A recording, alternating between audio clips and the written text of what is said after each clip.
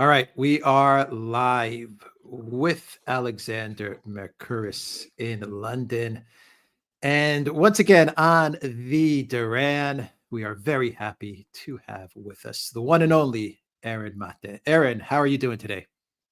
I'm great, Alex and Alexander. It's great to join you. I'm a daily watcher of the Duran, so what a wonderful thrill for me to be a part of it, a part of a stream for a day. So thank you for having me. Thank you for joining us, and we are looking forward to this show. Before we get started, Aaron, where is the best place for people to follow your work? TheGrayZone.com. I also have a Substack, AaronMatte.net, and a podcast I co-host with Katie Halper, Useful Idiots, UsefulIdiotspodcast.com. Great show yesterday on Useful Idiots. Fantastic show. I will have all those links in the description box down below, as well as a pinned comment when the live stream is over. Before we get started, Alexander and Aaron, let's just say a quick hello to everyone that is watching us on Locals, on Odyssey, on Rockfin, Rumble, YouTube, and a big shout out to our amazing, awesome moderators. Thank you to our moderators. Let's get going. Alexander, Aaron, we got a lot of geopolitics to get to. So, gentlemen, the floor is yours. Well, absolutely, and nobody better to discuss it with than Aaron. I should say that I first got to know Aaron, to learn about Aaron and to appreciate his work during the Russiagate madness, if I could put it like that. He was one of the very, very few sane voices out there. And I remember him going through painstakingly all this, extraordinary material that was being poured out at that time, and just taking us through it and just unpacking it and say this it isn't what it seems. And here we are, and now we've got Trump. He's in the White House again. He's been there for 3 weeks. Everything seems to be changing. We're seeing events unfold at blistering speed, but it's very difficult to tell exactly what is going on again. I mean, is this all for real? Is it just a factional battle between different factions in Washington? I mean, I think that is one interpretation, that nothing really is changing. It's just one group of people pushing out another group of people, taking over. Things like USAID will continue, but just under new management, basically, and with a redirected focus. Or is this something bigger? Is this perhaps a response to the enormous changes that have taken place in the wider world, and an attempt by some people in Washington, by the government there, by the new government there, to try to respond to these changes, but perhaps without having a very coherent idea at the moment of what they want to do or where they're going. Or, and the third theory that I've also seen, is this a strategy? Do they know that their opponents are out there, that they could do again what happened in Trump's first term with Russiagate? So the idea is you attack them from all directions at once. You create a kind of atmosphere of bewilderment and chaos. You keep everybody off balance, and then you move your agenda forward. But in that case, what is the agenda? So these are 3 possible theories. I mean, you can come up with all kinds of others. But Aaron, let's go over to you. I mean, you've heard what I've just had to say. I mean, do you think there is method to this? Do you think that there is, if not a plan, at least some kind of direction that we're heading towards? Or is it a mass of improvisations and perhaps a settling of scores, as some people are also saying? I think it's a bit of all of the above, and it depends by the issue. So, for example, is there a coherent plan behind Trump saying out loud that the U.S. is going to take over Gaza and not allow Palestinians to return? Is that a deliberately thought out strategy? Is that trying to box Netanyahu in, as some people have speculated? I don't think so. I think that's just Trump crudely expressing what's on his mind and expressing his beliefs and expressing the whims of his top donors, like people like Mary Matelson, who don't see Palestinians as having the rights to self-determination and have been devoted to the long-time Israeli project of undermining Palestinian national rights. And so Trump is just sort of saying out loud what he thinks should happen there, with no real plan to actually take over Gaza, as if he'll ever send troops there. So that's where I don't think there's a method to the madness. But in other areas, in terms of putting Elon Musk in charge of cost cutting and going after these specific programs. That there is something factional there, and that comes a lot, I would say, from RussiaGate. Like which you mentioned, a lot of these institutions that Elon Musk is now going after and Trump is going after, they're part of this sort of global so-called disinformation intelligence nexus that was used to undermine Trump. A lot of these experts that have received money through through US government cutouts were part of that broader structure that did fuel into this RussiaGate scam, which framed Trump as a Russian agent and which fear-mongered about fictional Russian interference in the election. And a huge industry was created out of that, and that was used to undermine Trump.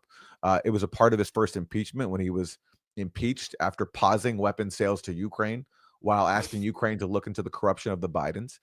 And so that definitely is factional, and there is an element of revenge there.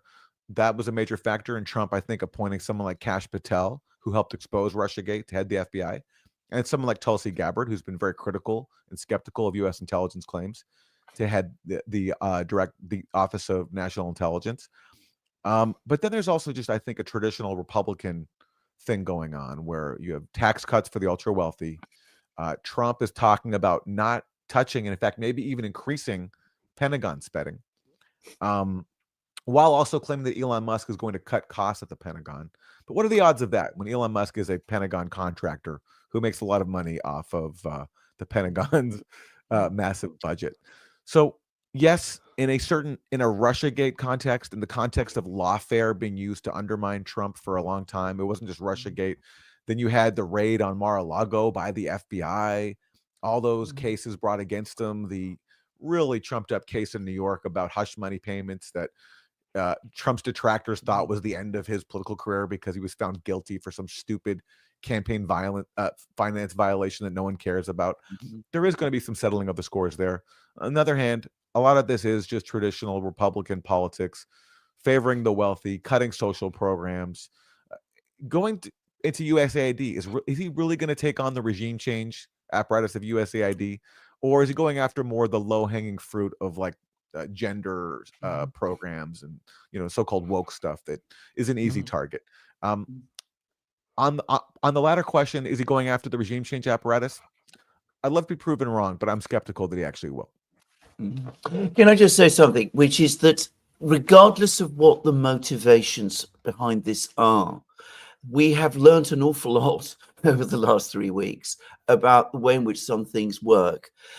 Now, it's well-known fact, my wife is an academic. One of the things that she has noticed, in fact, it's not noticed, I mean, it's impossible to avoid experiencing over the last 7-10 years, is this sudden explosion in the disinformation industry that has happened. I mean, every university pretty much in Britain, where we live, is involved. It's pretty much, I believe, the same in the United States, in Europe, in Germany, where I also, have connections. It's even worse, if possible. This disinformation industry is not a disinformation industry in the sense of attacking disinformation. It is essentially a mixture of a propaganda and censorship machine, and a very, very potent one. All of the people involved in it all talk with one voice, which has really been quite extraordinary. And suddenly it seems to have been cut off at the root. And it's difficult to convey to somebody who hasn't been close to it in the way that, as I said, anybody in academia can understand how disorientated and alarmed and frightened these people suddenly are. And I'm going to go back and say, I think this did actually originate ultimately out of Russiagate. I mean, it's no doubt a lot of was going on before, regime change apparatus was there before, but it became this huge industry during Russiagate, basically as a response to the first election of Donald Trump and certain ideas of foreign policy that he expressed at that time. So have you anything to say about, what are your thoughts about this? I mean, as I said, motivation's interesting, but revelation's extraordinary. Yes, I would add a British element to this too, because I think also there was an element of Brexit in terms of motivating this whole disinformation craze and blaming Russia for everything, because Brexit, just like Trump's first victory, was also a rebuke of the establishment in the UK. This sort of, financialized economy, and people, especially when economies aren't going very well, it's easy to find scapegoats. And given that our propaganda system doesn't allow us to look at our elites and their reckless decisions and going to war and spending money favoring the wealthy and fueling conflicts abroad, it's very easy to demonize immigrants. And that's what happened, I think, with Brexit, along with genuine distaste with the establishment in the UK. And then you saw in the UK, there was this effort to blame Russia. There was that whole investigation by Parliament into Russian interference in Brexit. And it took a very, very long time. And of course, after all the fear mongering declarations that Russia was behind Brexit, of course, what do they find in the end? Nothing. they found nothing. And then, of course, when that happens, then someone can blame Russia for the fact that they found nothing, because Russia hid their interference so well. And so blaming Russia has been used by the neoliberal establishment in both the UK and the US for neoliberal failures. And that's what Trump also arose out of. Trump took advantage of the fact that people hate the establishment for taking them off the country after war, for deindustrializing the US. And rather than looking honestly at that, our elites here, from Hillary Clinton on down, came up with the conspiracy theory that Russia was involved in a giant, sprawling collusion scheme with Donald Trump. And meanwhile, the UK fed into the Russiagate scam by giving us Christopher Steele, and UK intelligence officials were warning their counterparts in the US about Trump and his fictional ties to Russia. And what's funny now is now you have UK intelligence officials freaking out about Tulsi Gabbard and trying to warn Trump not to appoint her, as if Trump is going to listen to the same people who took part in framing him as a Russian agent, on top of the fact that UK has a history of taking part in intelligence scams like Iraq WMDs and the dirty war in Syria. So in that respect, I agree with you. That hustle, that scam of disinformation, blaming everything on Russia, given that it was weaponized against Trump and his movement, and not just in 2016, also in 2020, when 51 former intelligence officials signed a letter claiming that the contents of Hunter Biden's laptop was in fact all the work of Russia. There is going to be revenge for that now. There is going to be payback. And to the extent that racket, that disinformation, Russiagate racket, intersects with, hegemonic U.S. interests, that being exposed is a good thing. I welcome that. I welcome all sunlight on that. I just don't think ultimately someone like Donald Trump, who now is talking about blowing up the ceasefire agreement in Gaza, who's talking about getting Ukraine's mineral wealth, and making Russia pay a heavy price through sanctions, not someone who's fundamentally committed to undermining U.S. hegemony. He's committed to undermining the aspects of it that have been used to undermine him. And to the extent that happens, I think we'll learn a lot more interesting stuff, and it'll be interesting to watch. But a fundamental realignment, no, I don't see that. I mean, it's important to remember, which everybody is forgetting, that Trump actually did try to conduct regime change in a few places. He specifically tried in Venezuela, for example. I mean, the whole Guaido affair, which people don't talk about, but of course, that was launched in his time and with his support. I mean, he was not in any way embarrassed about the fact that he was trying to overthrow the government of Venezuela. It's just that particular regime change operation didn't succeed. There's just one thing I wanted to say, and this is before we move on to other things, and that is that what I do sense is that this vast regime change, disinformation apparatus did begin to develop over time a kind of motivation, a kind of purpose of its own, in the sense that it was barely under control of anybody in Washington anymore. I've been reading with enormous interest what you've been writing at the Grey Zone. People at the Grey Zone have been writing about Bangladesh. Bangladesh is a country that interests me. I remember the uprising that took place there back in the early 70s. And of course, we have lots of people from Bangladesh here in London. And it's quite extraordinary to see how it was all done. But at the end of the day, I couldn't really see the purpose of it. I mean, anybody who knows about Bangladesh will know that this was not a government that was in any conceivable sense hostile to American interests. And one almost got the sense that it was done because this is what the people who run these things now do. It's their business. It's what makes them money. It's what keeps them occupied. It's become a kind of professional operation. And of course, they get very angry with anybody who comes along and says, well, you shouldn't do this thing because it undermines, if you like, their own livelihood and their own sense of purpose and their idea of themselves. So I just wanted to throw that out because I do think that there is a sense now in which we've gone beyond the old type of regime change operations that the CIA used to run in the 60s. It's become a kind of industry in which there are people who are beneficiaries of it. Anyway, that was my thought. Oh, it's a huge industry. And if you play along, you get promoted. In academia, you get promoted. In media, you get promoted. There's all these fake disinformation groups. There's a long list. What do they actually do? They put out these fake studies about Russian bots and narratives that contradict the U.S. line in Ukraine. That's all disinformation. It's a racket. It's a giant racket. And yeah, people who want to have careers, who want to have opportunities, they want to get ahead. There's so many incentives to play along with it. And again, because unfortunately for them, it was used to frame a sitting president as a Russian agent, it's going to have problems now. If there hadn't been Russiagate and Trump hadn't been framed by them, I don't think they'd be in as much trouble. But unfortunately, they went all in with this. And why? Yeah. Why were they so hell-bent on taking part in this? Again, there was the imperative of just, demonizing, scapegoating Russia, blaming it for everything. That helps fuel tensions that lead to war, which is profitable for the military-industrial complex. But also with Trump, people just lost their minds. And I saw this with Russiagate.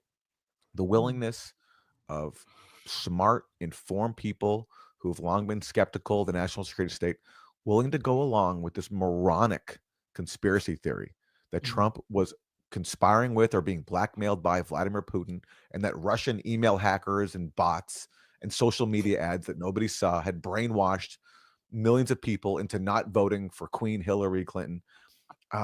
People believed it because Trump just broke their brains and they couldn't handle his, I understand people had good reasons to oppose him. He says xenophobic, misogynistic things. I get it. But they were willing to suspend their critical faculties to go along with something so dumb that ultimately, actually, by the way, I think helped them. Because if you're Trump and you're there and you're cutting taxes for the wealthy, you're making life well for your rich friends, what bigger gift to have your opponents than to have your opponents focused on a dumb conspiracy theory rather than trying to organize an effective opposition, which is what Democrats have become. And why Democrats are so ineffective now, because people are tired of them. They all the fear mongering about Trump is Hitler, he's a Russian agent, all these things. People have tuned it out because they're just bored of it, and it doesn't land. So Democrats are in a real crisis now, and Trump's in the driver's seat. He is, and they're taking advantage of this opportunity. I completely agree. What it has ultimately done is that it has made him far more powerful. And it has also exposed within the system the sorts of agencies that he needs to attack. And I think that's partly what's happened.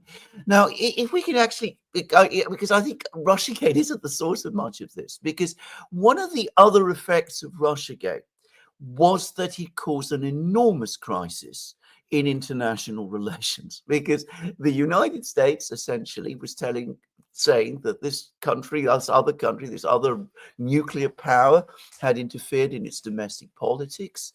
And in the last weeks of Obama's administration, as the Russians never forget and always remind everybody, hundreds of Russian diplomats were expelled, Russian embassy property was seized, the whole, as you said, media propaganda war against Russia was unleashed.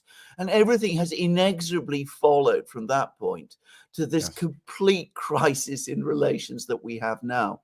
And, well, Trump, back in 2015, 2016, 2017, was actually talking about better relations with Russia. And he seems to be making some kind of an attempt to resume a dialogue with them again. It would be difficult to overstate the degree of skepticism and distrust of the United States that you find in Moscow now. If you spend any time, which I do, reading the Russian media, listening to what Russian officials are saying, the degree to which the whole relationship is in crisis, almost irretrievable up crisis, cannot be exaggerated. What do you think? Is Trump serious about improving relations with Russia? Does he have a plan to end the war in Ukraine? At the moment, the Russians don't think so, by the way. But what is your thoughts about this? Or what is he aiming ultimately to do here? If you go back to the fall of 2017, which is like the peak of Russiagate, that's when Robert Mueller is issuing his dumb indictments that were really disingenuously worded to make it look as if he was uncovering a conspiracy of like involving all these Trump campaign associates, George Papadopoulos, Michael Flynn, Paul Manafort. Trump said at the time something very prescient. He said, people will die because of this. People will die because of Russiagate. What he was saying was he was making it impossible. This hysteria in the U.S. about Russia, this fake claim about Russian interference was making it impossible for him to fulfill one of his campaign pledges, which was to get along with Russia. On the campaign trail, he freaked out USA elites because he said, I think it would be a good thing if we cooperate with Russia. I don't want to have World War III over Ukraine. And people who have made their careers around demonizing Russia, confronting Russia, couldn't handle that. And that was a major factor in Russiagate, which is to box him in. And Trump, unfortunately, did not stand up to them policy-wise. He tore up at the urging of John Bolton, the INF Treaty, which I think was a major factor in Russia's decision to invade Ukraine, trying to impose by force the terms that had been destroyed, in part by Russiagate, by trying to come to a new security arrangement as a result of the void left by Trump leaving the INF Treaty. Trump also sent weapons to Ukraine that Obama wouldn't send. And although he encouraged Zelensky to make peace with the rebels in the Donbass, he didn't put his weight behind it, and he was boxed in. And now, after so many years later, he's back. Now he's back in office. You would think now he could finally say, "All right, you guys had your time. You've had your Russia craze policies have been a disaster. I even went along with them once. I did what you wanted. I tore up the INF Treaty. I didn't push Ukraine to implement the Minsk Accords. Look at the mess we're in now. This will be the time to do it." And he has the political capital now to do it because he's no longer being boxed in by Russiagate. In fact, a Ukrainian official recently told the Financial Times that if Trump now feels resistant to accusations that he's a puppet of Russia, then we're in trouble. Because this Ukrainian recognized that that was a tool that could be used to box Trump in. But will he actually do it? It's a great question. Given what he said so far publicly, he's a mixed bag. On the one hand, on the positive side, I think he called Biden's decision to let Ukraine launch long-range Western missiles into Russia. He said that was a bad decision. He said, I wouldn't have done that. And he talked recently, and I know you've discussed this, about how Russia has understandable concerns about NATO expansion, which for a U.S. president is unprecedented. Some U.S. officials have said that before. Of course, back in the 1990s, a number of top officials warned about this. George Kennan on down said that NATO expansion would be a disaster. But Trump, for a U.S. president, and at least for a U.S. political figure in a very long time, for him to say that is important. On the other hand, though, what's he talking about in terms of ending the war? He says it has to end, but then he's saying we want Ukraine to give us control of their mineral wealth, and he's threatening more sanctions on Russia. That was one of his first claims after he took office. So he's a mixed bag. My sense from speaking to people in the Trump camp is that he's still actually deciding what he wants to do. He doesn't have very much time, and I think this is the thing that perhaps people in Washington more widely need to understand. And I'm not just talking here, by the way, about Ukraine itself, where the war is taking a certain direction, which we discussed many times, but it is. I mean, the Russians are advancing and they will continue to advance, and nobody should be under any illusions about this. But the Russians themselves, they were very badly burnt by Russiagate. I mean, this rankles. I mean, it does rankle. They were very, very damaged by what happened in the first Trump administration. They've also experienced, the attack on them, as they see it, that took place over the last 4 years with Ukraine, with the massive sanctions, with all of this. They also remember, and you're absolutely right to point this out, about the INF Treaty, the pulling out of the scrapping of the INF Treaty, one of the major factors that concerned them, and they've spoken about this, was the possibility that the United States might install intermediate nuclear missiles in Ukraine itself. And that was something that they talked about with the Americans, and they never got pledges that it wouldn't happen. So the Russians have been looking about this. They've experienced all of this. They're coming up with a president who doesn't seem to know his mind, because that's what I think they are thinking. And they are saying to themselves, this relationship with the United States isn't going anywhere in the end. We can talk to the Americans, but ultimately we have to think about establishing other relationships with other places, other countries, with China, with India, wherever.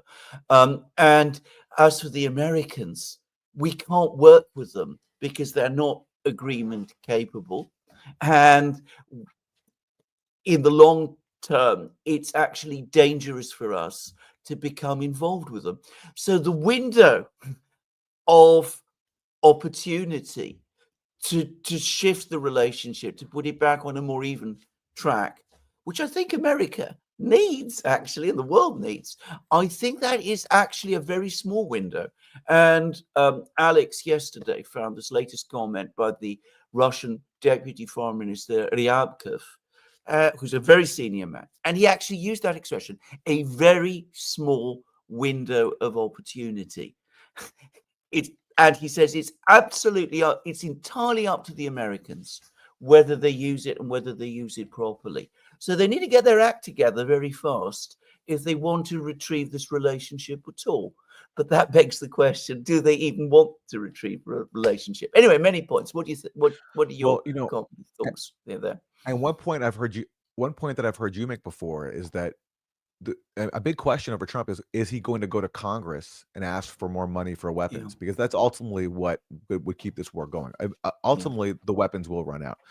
I don't see Trump doing that, actually. No. After campaigning on ending the war, is he really going to go now and tell his people, yes, sorry, for whatever reason, I have to go now and ask Congress for billions of more dollars to fund this proxy war that I effectively campaigned against, even though it's overlooked, by the way, that Trump actually was instrumental in that final package of more than $60 billion that Biden got.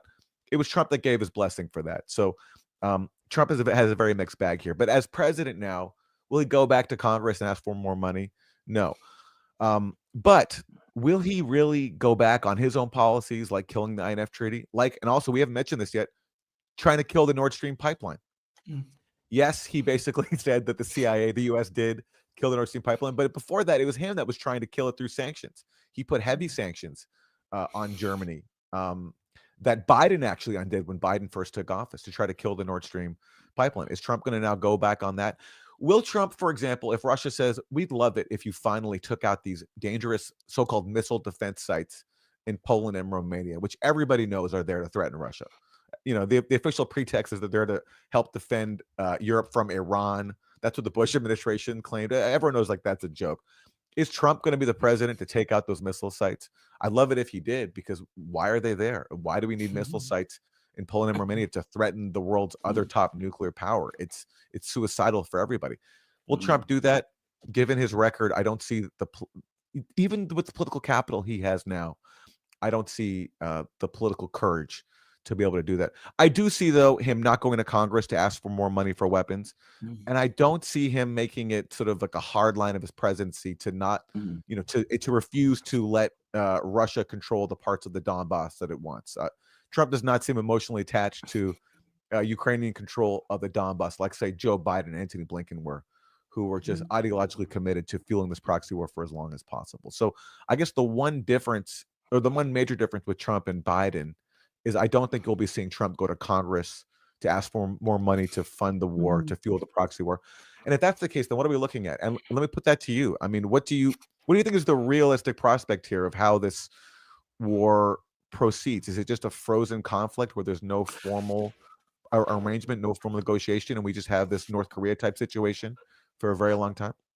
I think that if the Russians cannot do a deal with the Americans, and I think that the Russians would prefer still to do a deal with the Americans, I think that the Russians will continue moving westwards gradually, incrementally, in the way that they've been doing, and they have the resources to do it, and they have the strategic patience to do it until they feel that they have secured their their interests in Ukraine. In other words, they've pushed NATO as far back from Russian territory as is reasonable for them to do, and that that they've created this protected area, putting distance between themselves and NATO. They would prefer at this time, this is my very strong sense. In fact, I don't think it's a secret, actually. I mean, the Russians talk about this. They would prefer a negotiated solution to the Ukrainian conflict for one overwhelmingly simple reason, which is that they do not want a perpetual confrontation between Russia and the West. It does not serve their interests. They want Russian Western borders secure. They don't want vast armies defending them. They don't want the constant demand on the resources that comes with. They don't want problems in the Baltic Sea, such we're hearing about now. So if they can get some kind of agreement with the Americans that will secure their interests in Ukraine, their territorial interests, but also their long-term security interests, and which will stick, that would be their preferred outcome. But if they can't get it, then they will move west and they will dictate terms and they will do whatever it is that they feel they need to do in order to maintain and preserve the security of their western borders, which, given Russian history, is something which is extremely sensitive to them. Now, I've said this in several places and several times.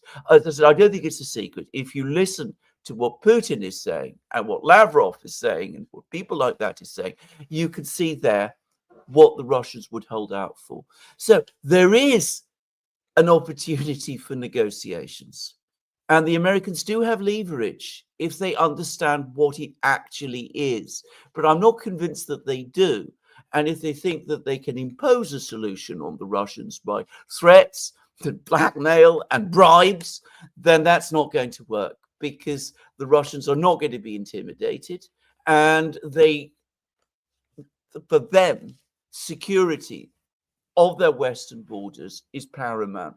I mean, that's I think that's where we are. I just want to know whether, if you want to comment on that. Well, my hope for Trump is that he recognizes that listening to people like John Bolton was a disaster. Trump claims now that he never listened to John Bolton, that he just put John Bolton there because John Bolton's crazy and that helped Trump's hand in negotiation. But that's not true. Trump listened to John Bolton when Bolton urged him to withdraw from the INF Treaty, from the Open Skies Treaty, to try to overthrow the government of Venezuela. And so what I'm hoping now is that Trump, given that John Bolton has undermined him and has been part of this, wider neocon establishment that has tried to sabotage Trump, he can recognize that these people and their policies have been a disaster, not just for him personally, but for the world. And so I hope he can realize the mistake that it was in listening to John Bolton pulling out of the INF Treaty. But given how stubborn Trump is and how he just doesn't seem to be thinking about these things very deeply, I don't see in him the awareness to be able to recognize that. But I'm hoping as the political self-interest kicks in, and he realizes that John Bolton led him down a very dangerous path. And also the campaign to kill Nord Stream, he realizes this also was not ultimately in U.S. interest, because what business is it if Germany and Russia have a pipeline to ship gas? I mean, this whole thing about America first, maybe he could take that seriously for once instead of other people's business. I just don't see in him right now the willingness to, even though sometimes he has these insights that are sensible and he says out loud, and he can see clearly where the population is. The population in the U.S. is tired of these wars or these conflicts, and he's tapped into that successfully. But will he ultimately see it through remains a very big question. And I just have to comment, what's striking to me in now just talking about Ukraine is that what a complete non-entity Zelensky is.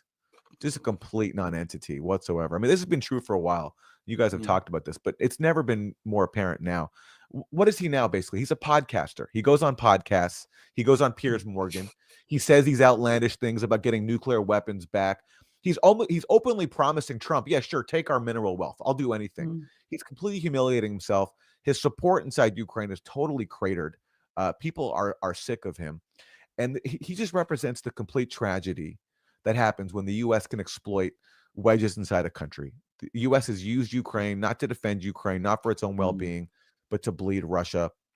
Eric Green, who served on Biden's national security advisor, who served on Biden's national security council, specializing in Russia, recently gave an interview to Time magazine. And he said basically, yeah, for us, Ukraine has been a success, but it's not the kind of success you feel good about because it's meant so much suffering in Ukraine.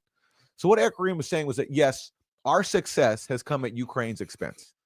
And that's why Zelensky is now a complete non-entity with no real political support, no power, and no say in really the outcome of his own country. And that's what happens when you let yourself be used as a pawn in a proxy war. And when you, unfortunately, and this is not entirely his fault, didn't have the backing from his patron in Washington to stand up to the ultranationalist far right, which refused to let the Minsk Accords be put into effect, which could have avoided this whole mess. I completely agree. Can we just, because of course Ukraine, Russia, it's only one part of foreign policy. Can I say I agree, by the way, about your underlying analysis about the domestic policies, that they are a very extreme version of ideas that have been around within the Republican Party for a very long time, and they've been taken very far. But what do you think about this whole thing that we've been discussing Alex and I have discussed this Greenland, Panama, Canada thing, all of these ideas, we've been speculating that maybe what we're looking at is taken in conjunction with some of the things that Rubio has been saying about, we're back into a world of great powers, that this is a sort of attempt somehow to create a new system in which the United States remains perhaps the most powerful and predominant great power with a very large sphere of influence. In other words, it's a return to sphere of influence policies. And we had Michael Hudson. I don't think the video's come out yet, but Michael Hudson, the academic, the economist, and he also said it would be a very predatory sphere of influence. It means about taking the resources within the sphere and helping them to keep the American economy and the position of the United States as a great power going. What do you think of is this also where it's going? Again, I noticed I've read pieces now in Russia where they're picking that up too, and they're saying that the Americans are now going for spheres of influence, and they're talking about Yalta, a new Yalta, and the Chinese are saying the same apparently. Is there anything like that going on, or is this again just improvisation, a bit like the Gaza plan, something that comes out of Trump's head and which he says one day and can't really take back? What are your thoughts on this? This is not my wheelhouse, so my thoughts on No. this are pretty limited. But I will say, I was surprised to hear Rubio recently talk about a multipolar world. I couldn't believe the Secretary of State was talking about that. But my question is a career neocon like Marco Rubio genuinely serious about that? And this idea of so spheres of influence, so the U.S. reduces its global footprint at a time when it still has the most military bases in the world, when it still controls effectively the Middle East, access to the Middle East oil supply. I don't think I just, based on the experience of the U.S. as the sole hegemon in the world and the commitment of people like Marco Rubio to that, I don't see a great realignment there. And I think Trump talking about Greenland and Canada, that's more of a personal whim. He presents the fact that Canada, in his mind, is making is making money at the expense of the U.S., and that's why he's imposing tariffs. But the idea of him trying to annex Canada, annex Greenland, the Panama Canal, that makes sense to me, is he's reacting to what he perceives as China's role there, and he wants to roll back China's influence. But this idea of them actually being committed to a multipolar world, we'll see. Will they drop sanctions on like a third of the world's population? There was some study recently that said like some huge percentage of the world's population, Mm, maybe 30% or something, is yeah. under sanctions led by the Mm, US. mm, Is that going to be rolled back? Especially Trump, who mm, imposed more sanctions on Venezuela, on mm, Syria, on Iran. He's now reinstating so-called maximum pressure. mm.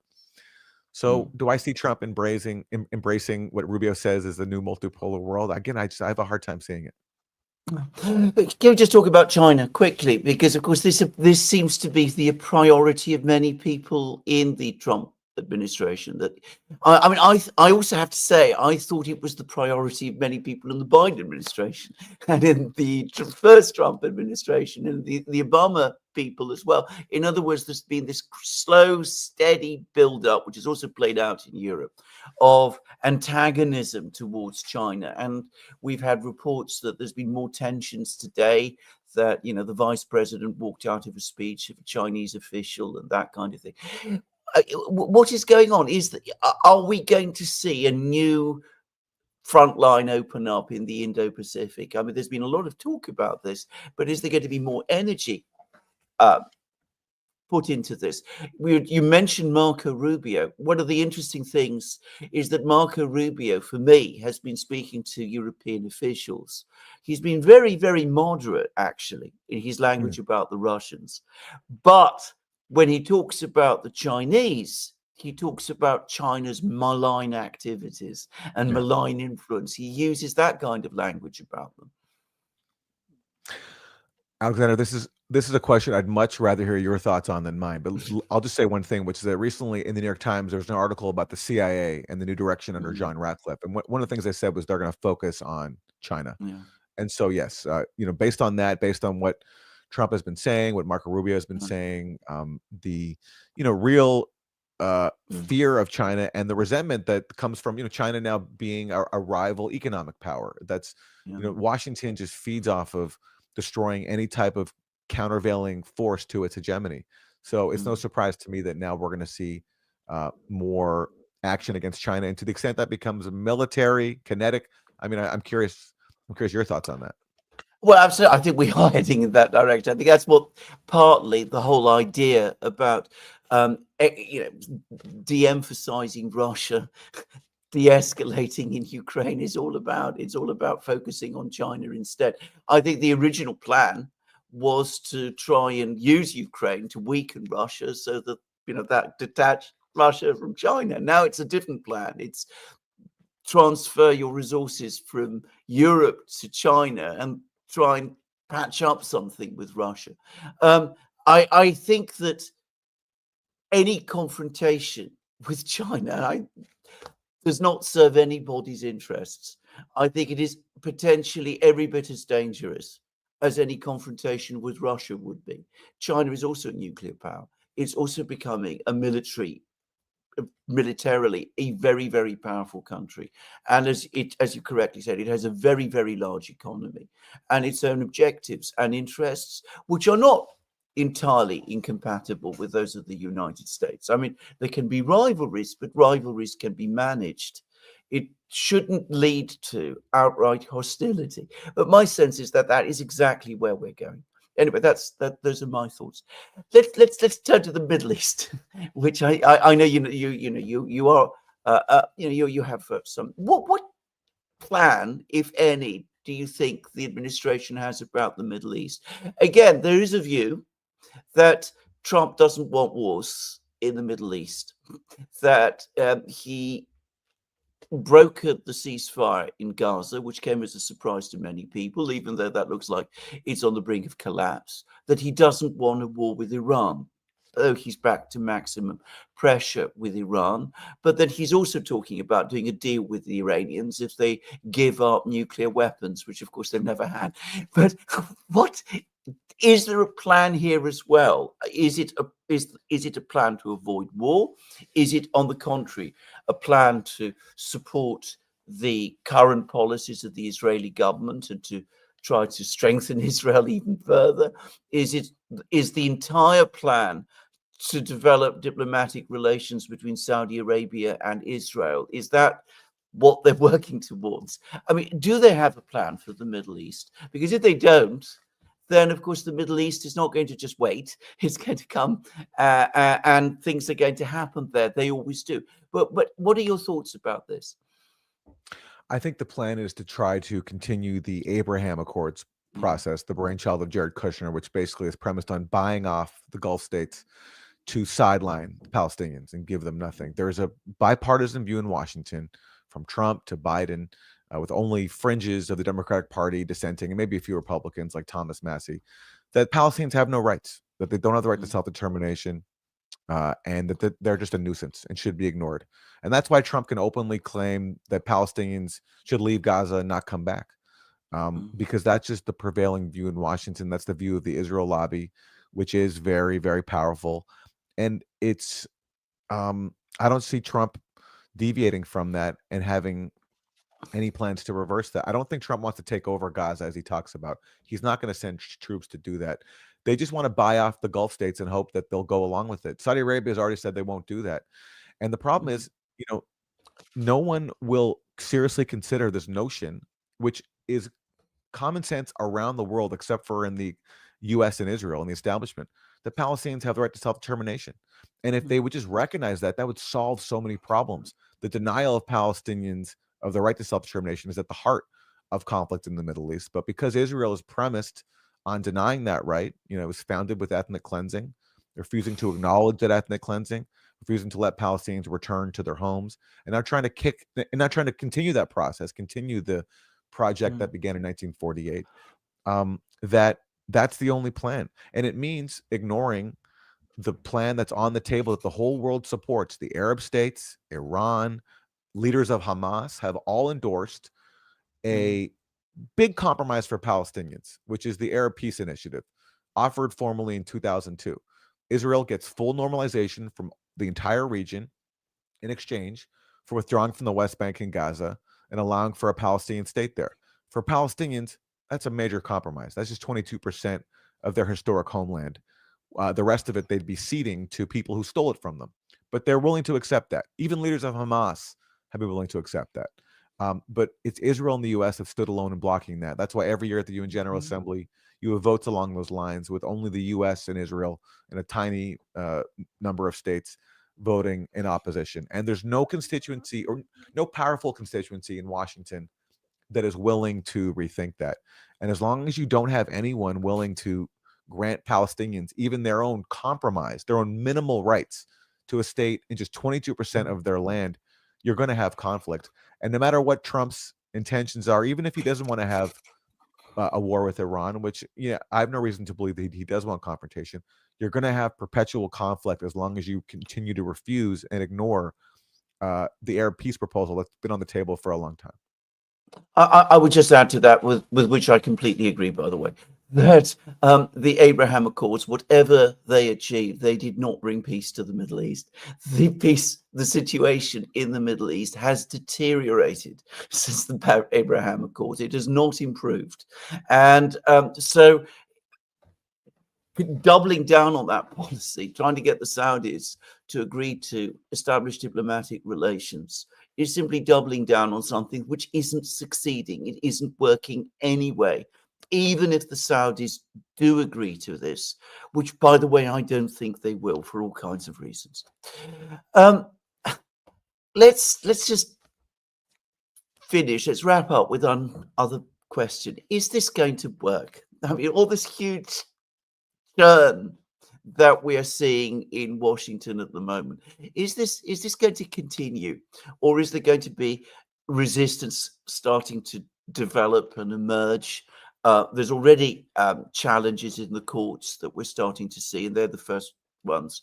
Democratic parties, as you said, in great disarray, and I absolutely agree with what you said, that the Russiagate affair and many other things, the lawfare, ended up making Trump stronger. But there are reasons to think that the economy might not be very strong for very much longer. Of course, many people don't think it's strong anyway, but things might get worse in the economy.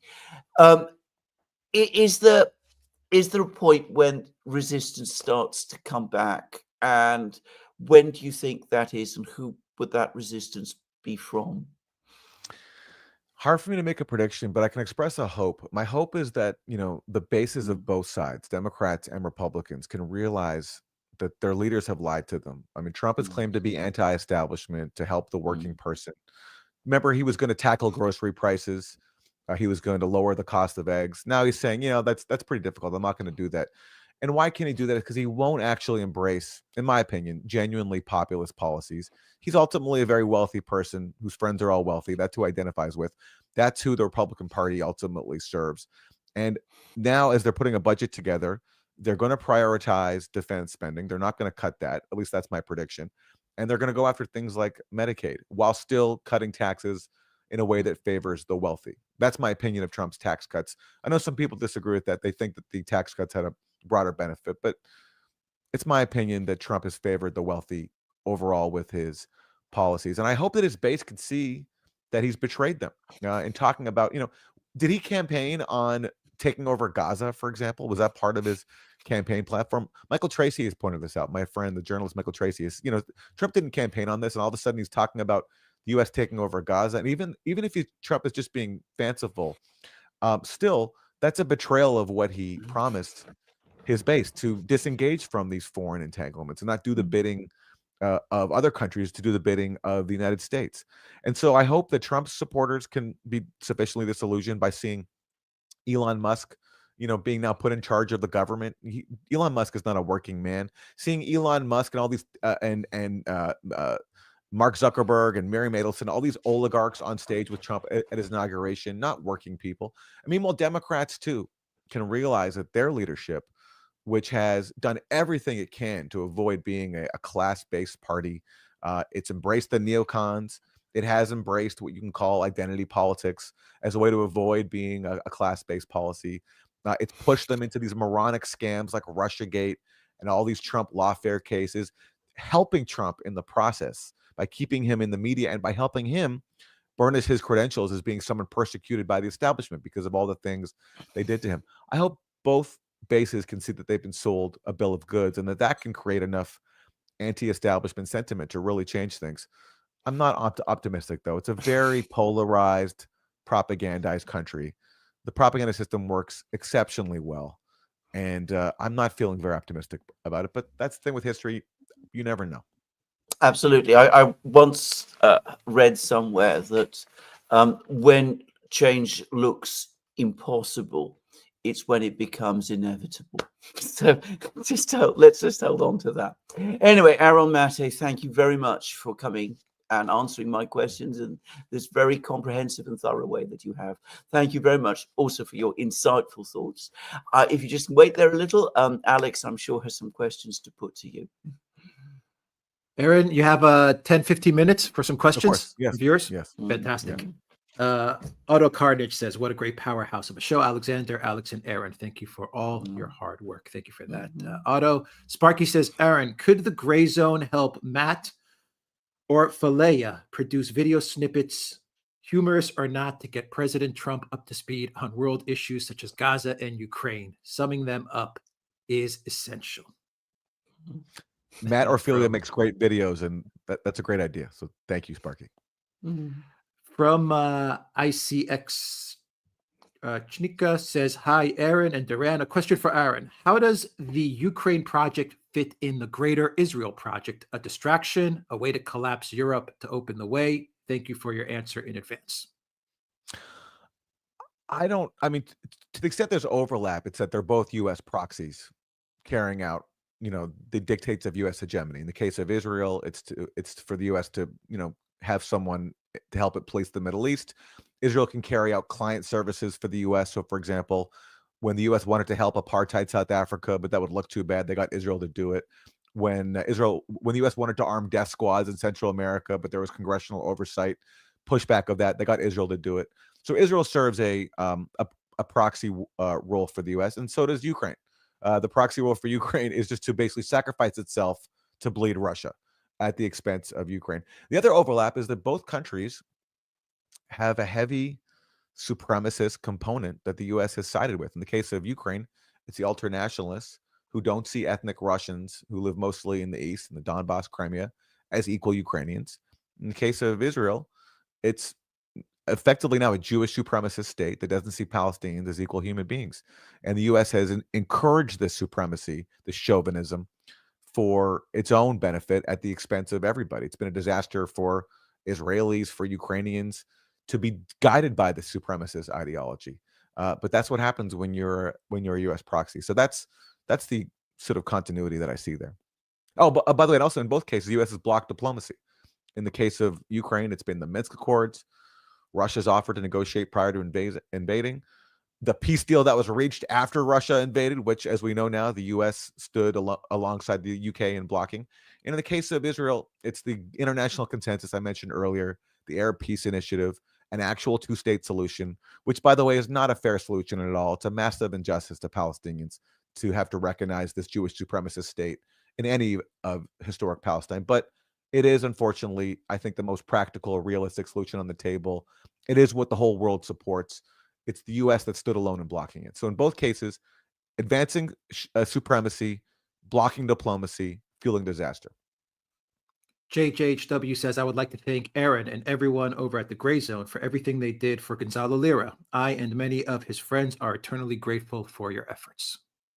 Let me say, I didn't do enough for Gonzalo Lira. You guys did. You guys kept his name in the news. So did my colleagues at the Gray Zone. Max Blumenthal did.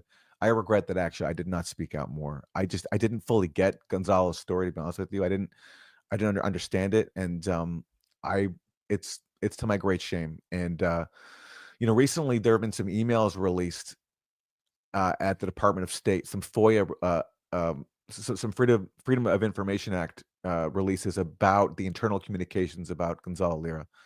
And it's just so shameful what happened to him. And so I thank you guys for speaking out for him. And I apologize I didn't say more. Well, can I quickly say, Aaron, I think that you're absolutely right about the tragedy and horror of what happened to Gonzalo, but I also think you have nothing to apologize for. Just to say that. You guys did great work at the Absolutely. Gray Zone. Absolutely. And Absolutely. thank you, JHW, for that. Nikos, this is a 5-parter for Aaron. And Nikos says, people won't like it. Nikos says, Trump is the best choice we have. So is Tulsi Gabbard. The Arab nations and Israel are driven by their primitive, obsessive, backwards religion. Even in the 21st century, they continue to fight because of it. Turkey is an example, as they kept us Greeks from progress for 400 years. You want us to support terror Arab groups like Hamas, despite their crimes. While my views on Iran and Saudi Arabia have softened and Palestine deserves to be recognized, in the real world, they are not the priority. We are on the brink of a Russia-US nuclear war, and Trump is the only one who wants to prevent it. The world will still be here if the situation in the Middle East continues. That's the reality you ignore. All right. Well, there's a lot to discuss there, and I'll just try to be concise. I'm no fan of many of the Gulf states of Turkey. A lot to criticize them for. I think what they did in Syria, fueling a sectarian, Al-Qaeda-dominated insurgency, for example, was a massive crime. And I think on the question of Palestine, they speak out of both sides of their mouth. Turkey, for example, makes a lot of money facilitating energy sales to Israel while still talking about the rights of Palestinians. So anyway, plenty to criticize Turkey and other states in the region for. But on the issue of Israel-Palestine, they're not the fundamental problem. Jabotinsky, an early Zionist leader, who actually I recently learned was a friend of my great-grandfather's, he said about 100 years ago, he said, Zionism is a colonizing adventure, and therefore it stands or falls on the question of armed force. And that's what I think is the fundamental problem. Zionism is a colonizing adventure. I'm very sympathetic to the idea of a Jewish homeland based on the persecution of Jews, which my own family knows very well. But there's no right to do that at the expense of anybody else. And in the case of Palestine, that's what happened. Israel was created at the expense of the Palestinians who already lived there. And the refusal to address that fundamental crime, the refusal to do anything to address even the minimal rights of Palestinians, as I said earlier, to even grant them a state in 22% of their historic homeland, which is what Palestinian leaders, including members of Hamas, have already accepted. That's the root of all problems right now in the Middle East. And until that problem is addressed, you're going to have more conflict. I will say on Tulsi Gabbard, since she was mentioned, something very historic happened recently at her confirmation hearing, where for the first time in a U.S. government setting, somebody read out the email that Jake Sullivan wrote to Hillary Clinton in February 2012, in which Jake Sullivan wrote to Hillary Clinton, "Al Qaeda is on our side in Syria." And Tulsi Gabbard read that statement as part of making the argument that it was a scandal for the U.S. to side with an Al Qaeda dominated insurgency inside Syria. And it's amazing to me that, more than a decade after that email was written, for the first time, somebody finally said it out loud. When really this shit, as Tulsi Gabbard said, it's a scandal that after 9/11, 10 years after 9/11, we sided with Al Qaeda inside of Syria. And because Tulsi Gabbard refused to side with Al Qaeda, she was attacked and smeared as a Russian agent. And something historic also happened, which is for the first time in the U.S. government setting, someone also mentioned the OPCW whistleblowers, these brave inspectors who called out the corruption that happened in the OPCW's investigation of an alleged chemical attack in Duma, and whose findings were censored because those findings undermined the narrative that Syria carried out a chemical attack in Duma. And Tulsi Gabbard, for the first time, mentioned the OPCW whistleblowers, and it's important because their existence is completely censored in our Orwellian media system, because their findings totally undermine a very key pro-war narrative that has been used to justify warfare and sanctions on Syria. So Tulsi Gabbard, to her great credit, although I have many disagreements with her, told the truth about the dirty war in Syria, told the truth about the censored OPCW whistleblowers, and I'm very grateful that she did that. And it is historic that she'll be confirmed. Someone like her she looks very poised. I believe today actually will be confirmed, and that is very historic that someone willing to call out these intelligence deceptions will now be overseeing the intelligence community. Yeah, and you did a lot of great work, the best work on the OPCW. Absolutely. Yeah. Absolutely. Absolutely. As we all remember. Yeah. John Roberts says, "Thank you, Aaron, for all your sane reporting on Russiagate. What do you think of Trump's nominees? Any hope there, or just more of the same?"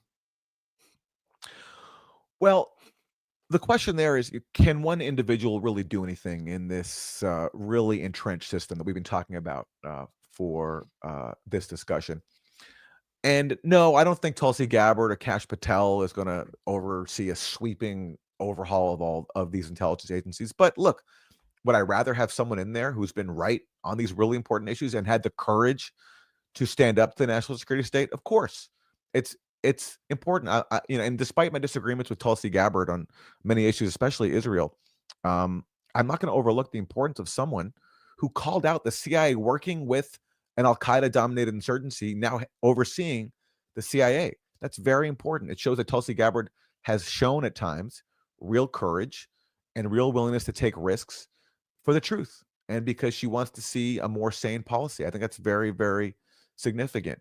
And so I can't overlook that. And also Kash Patel, who was viciously attacked across the spectrum because he took on the FBI's deceptions in Russiagate. And there's a huge effort to show he was wrong, Adam Schiff was right. Nobody makes that argument anymore. And to the point now where it was so funny, Kash Patel's confirmation hearing a few weeks ago, Adam Schiff had the opportunity to question him. And for years, Adam Schiff had argued that Kash Patel was wrong about the FBI's reliance on the Steele dossier, the FBI lying to the surveillance court as part of Russiagate. And so Adam Schiff had every opportunity to challenge Kash Patel on what Adam Schiff thinks that Kash Patel got wrong about Russiagate. But not to my surprise at all, Adam Schiff didn't bring up Russiagate once. Not once. This issue that Adam Schiff had made the top issue of Trump's first presidency, that had spent so much energy on, he couldn't bring himself to challenge Kash Patel on it because he knows that Kash Patel is right. And so the fact that now Kash Patel is overseeing the FBI, an agency that, again, he helped expose was fraudulently investigating a president as a Russian agent, that's very significant. And, if we can't expect sweeping systematic change, at the very minimum, we can expect some sunlight, some disclosure on all the lies we've been fed about Russiagate and maybe other issues too. And these are two people, Kash Patel and Tulsi Gabbard, who do have a record of telling the truth about intelligence deception. So hopefully in their roles, we'll be seeing more disclosures that can come out that can help inform the public about how we were lied to on these really important issues.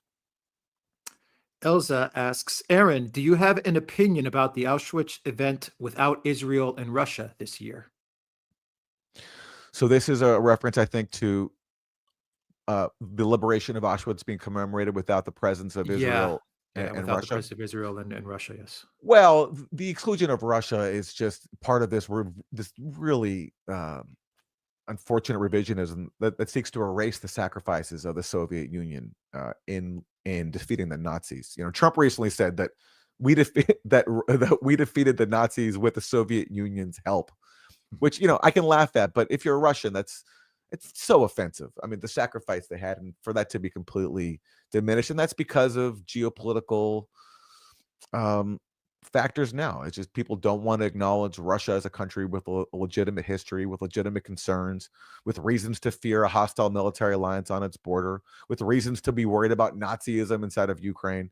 And so as a part of the effort to diminish that, now we have to go and diminish their contribution, their role, their singular role in defeating Nazism.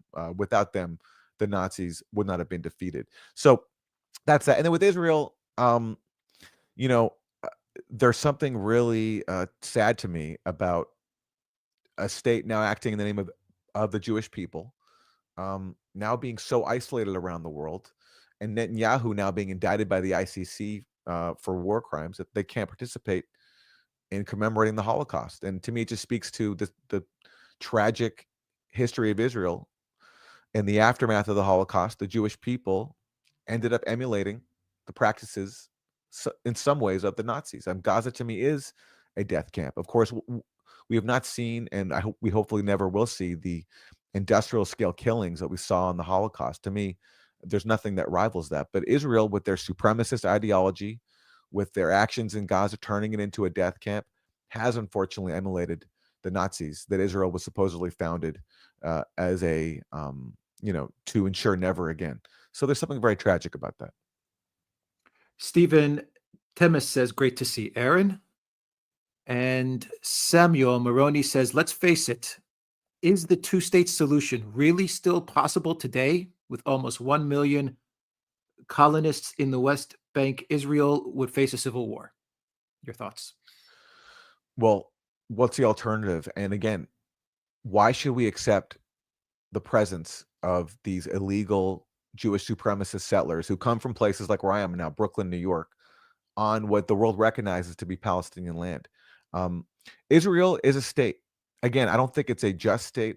I don't think Israel has the right to exist. I think it's proven that with its actions. It's a supremacist state, and just like apartheid South Africa, I don't think it should exist. But the fact is, it does exist. It has recognized borders. Nobody recognizes Israel's borders as extending to the occupied West Bank. So the best compromise for me is to accept what Palestinian leaders have already accepted, including in Hamas. People like Ismail Haniyeh have already accepted this, a Palestinian state in the West Bank and Gaza, which means that Palestinians just get a tiny sliver of what their land is, 22%, which means no illegal settlers in the West Bank. And look, if Israel's top sponsor, the US, stopped giving it all this unconditional support and basically said, we're not going to back you up until you remove all these settlers. And if the Israeli army withdrew from the West Bank, would these settlers stay there? If they did, if they're that fanatic to stay, then that's their problem. And if Israel has a civil war over it, that's their problem. But the alternative is this occupying power continues as it is, terrorizing people in the West Bank, destroying Gaza, making it unlivable. That's not tenable either. So if Israel has to have a civil war over it, and if illegal Jewish settlers in the West Bank have to have a tough time leaving, that's their problem. They have no right to be there. Sparky says, Aaron, it's said people are like the 5 people they hang around the most. Does this offset or negate the friends close, enemies closer theory in Trump's administration? I don't quite follow. What's the point here? Am I supposed to think that because Trump has some decent people, like, or some reasonable people like Tulsi Gabbard around him, that yeah. Well, look, maybe things will get better. I mean, hey, listen, it's certainly better than what he had in his first term. John Bolton, Mike Pompeo. Right now, there is more heterodox thinking inside his cabinet. RFK Jr. comes from the Democratic Party. So does Tulsi Gabbard. That does show that there is at least some diversity inside of his cabinet. Will that translate into changes in policy? I mean, we'll have to see. We'll see after Tulsi Gabbard gets confirmed.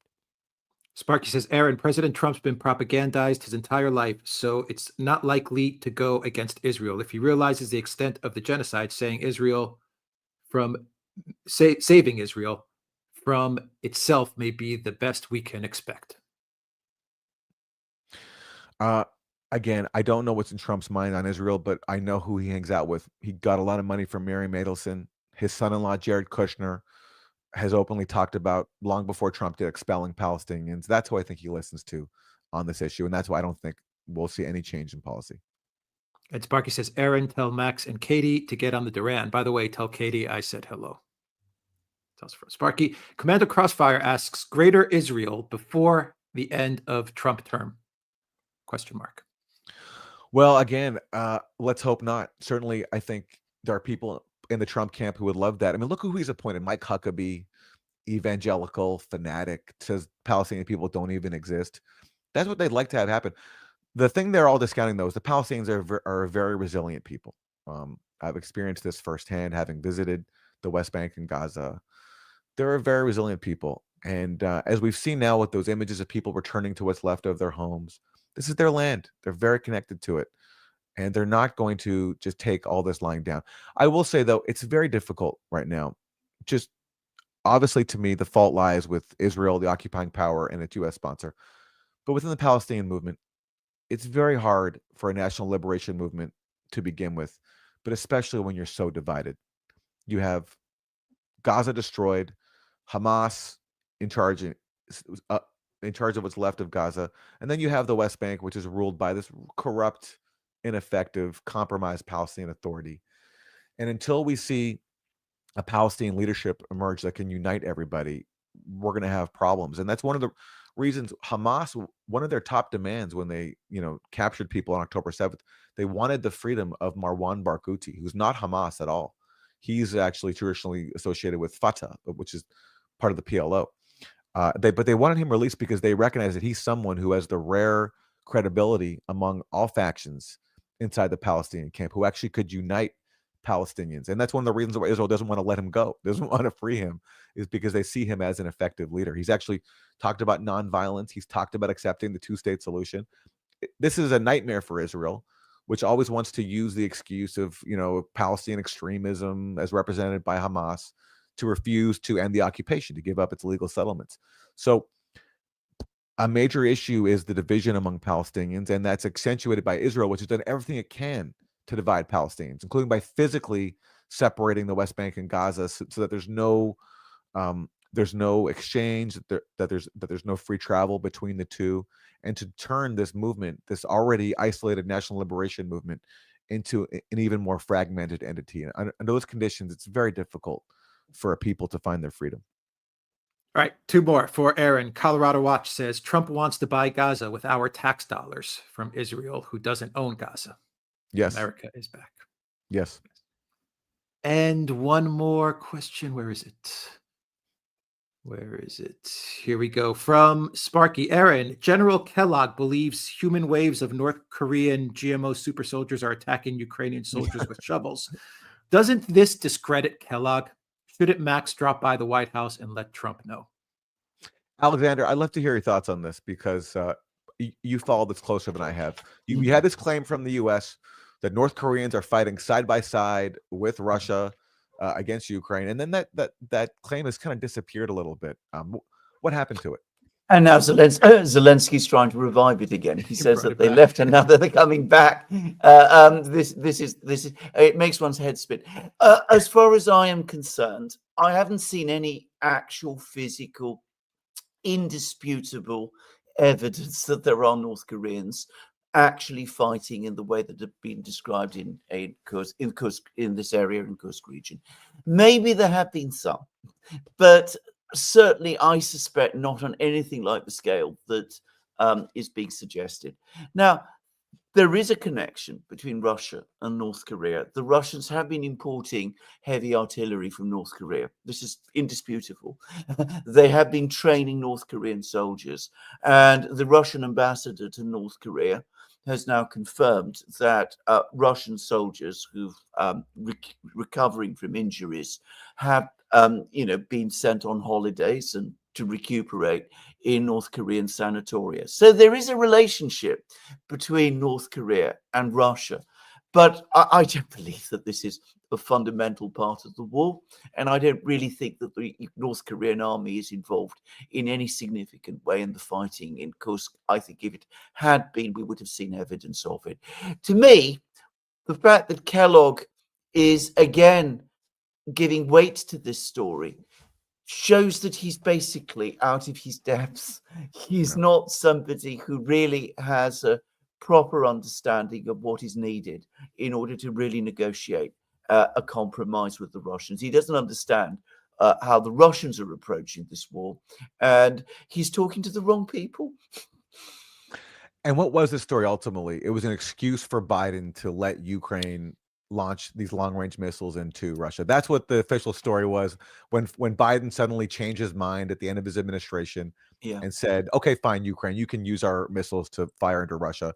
The official reason was that it's because North Korea had entered the conflict. So it was so obviously a manufactured or inflated pretext, when really actually the New York Times had an article where they acknowledged that administration officials in the Biden administration, because Trump won the election, they assessed that Putin was less likely to escalate if we finally let Ukraine fire these missiles. So what they were acknowledging was that this had nothing to do with North Korea, but this was a purely political move, that because Biden's camp lost the election, that there was less likely of the chance of an escalation if they let Ukraine fire these missiles. Completely cynical.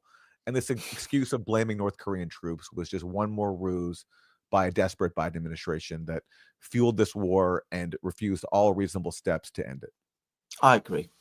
I think that's exactly right. Yep. Commander Crossfire asks Aaron, Arab peacekeepers in Gaza, why not still? Sure, I would take any solution that removes Israel and that ends the siege of Gaza. I mean, again, remember, even before Israel began its mass murder campaign in Gaza, the UN was warning that within a few years, Gaza would be unlivable because of the Israeli blockade that's been going on for a very, very long time. So any solution that could put an end to that, I would support. And before we let Aaron go, Sparky says, Aaron, how can we get President Trump to stop wasting his time watching TV news and instead watch the Duran and the Gray Zone? My sense of Trump is he doesn't have the attention span to watch the Duran or the Gray Zone because, we present actual information. But I do know, there are people in the Trump camp who at least watch the Duran. And hopefully some of the insight that they can pick up from you guys will make its way back to Trump. Aaron Maté, thank you. Yeah. Thank you. Oh, Alex, you said that there's... No, I was just going to say, this has been a great show. Thank you, Aaron, very much for joining us. And one more time, Aaron, before you go, where can people find you? Again, go to thegrayzone.com. My Substack is aaronmatte.net and usefulidiots.podcast.com.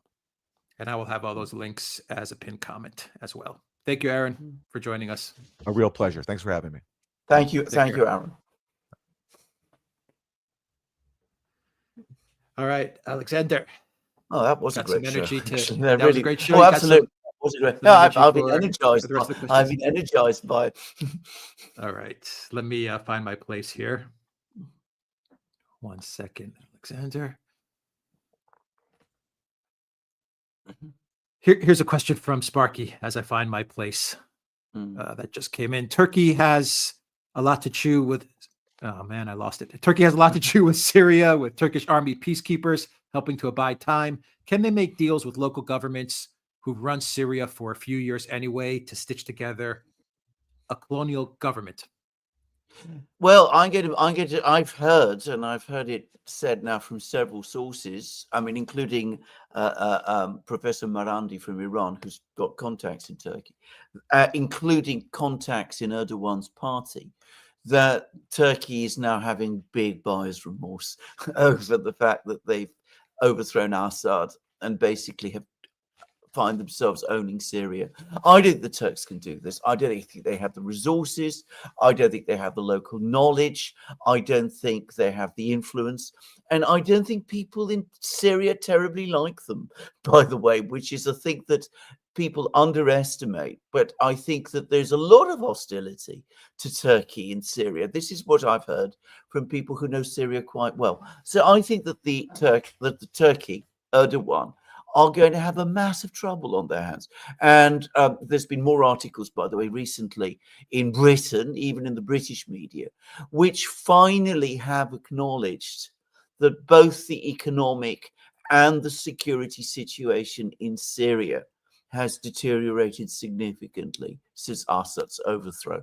So Erdogan is now going to send his troops into Syria, and I think he's going to find that it's a quagmire.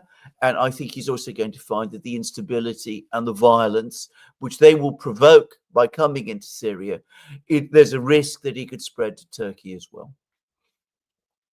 All right. From Nikos, who says, Nikos says, here to be fair, Duran, I'll criticize Trump. He still threatens Russia, not recognizing the 4 oblasts, and he has taken ownership of Project Ukraine. My view is that he sees Russia is exhausted, as Dima has shown. Yes, Ukraine has losses, but they have an endless amount of people to exhaust Russia. So we see Ukraine gaining more territory in Kursk and catching the Russians in a cauldron in Pokrovsk. What is your assessment of the battlefield? And can Trump bring peace, or should I give up hope? Well, I like and listen to Demon. I think of him as a friend, but I don't always agree with his assessments. I mean, I remember back in August when the Ukrainians first entered into Kursk. I mean, it was all going to be a sweeping, tremendous, victorious offensive, and it turned out otherwise. My understanding of the Kursk offensive, the latest one, the one that the Ukrainians launched a couple of days ago in Kursk region, is that it was a complete and utter disaster. I think even Dima is now admitting as much, that if far from gaining territory, they were thrown back, they lost huge numbers of equipment, large numbers of men, and that it failed horribly. And as for Pokrovsk, I mean, I think what is being talked about here is this little village of Kotlino, which is to the southwest of Pokrovsk. The Ukrainians have launched some counterattacks in that general area. There's been various people who've made all kinds of adjustments on the maps and have suggested that the Russians might be having logistical difficulties. I've heard this story in this war so many times, in so many other instances. I've also been reading reports from the Russian media, and they will say the same thing, that these attacks carried out by the Ukrainians in apparently small penny packets ultimately failed, and that they've run their course and that they have not been successful. So I don't buy this view about the military situation. I mean, you know, Dima has his views, I have mine. I'm quite confident about mine, and I don't think that he's right on, certainly on the Pokrovsk situation. As for what Trump is going to try to do over Ukraine, I'm going to say this: I don't think he owns Project Ukraine yet. And if he really is speaking to Putin, I think that is perhaps a good thing. And he has been trying to row back. I mean, he's just said that, you know, Ukraine might one day become Russian again, which is, I'm not saying that's going to happen, by the way, but it seems to be an admission that the Russians do have the initiative in the war. So I don't think he's made any definite commitments. I don't think he's worked out his plan. I agree completely with Aaron on this, by the way. I think that he hasn't taken ownership of this. I think, on the contrary, probably what's happening is that he's given Kellogg his chance. Kellogg is fumbling it, and then when it's all over, Trump will do what we on the Duran always said that he should do: tell the Europeans, you own it, you take it over from now on. The United States has other things to do.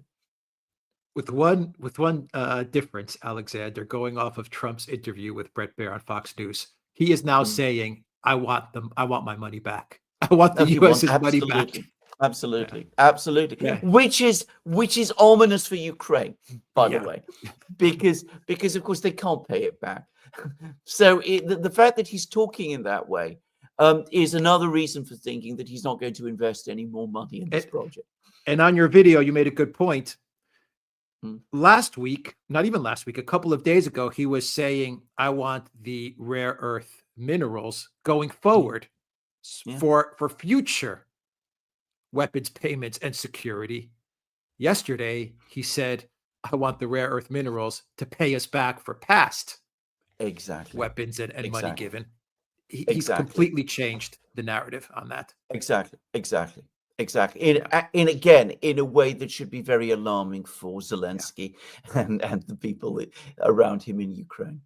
Think of it in Trump terms, the way he thinks. It's a businessman saying, you know what? We put money into this venture. It didn't work out. Now I'm going to you guys, the people that we gave the money to. I want you guys to pay me back. Exactly. And then I'll be on my way. Exactly. That's pretty much what he's saying.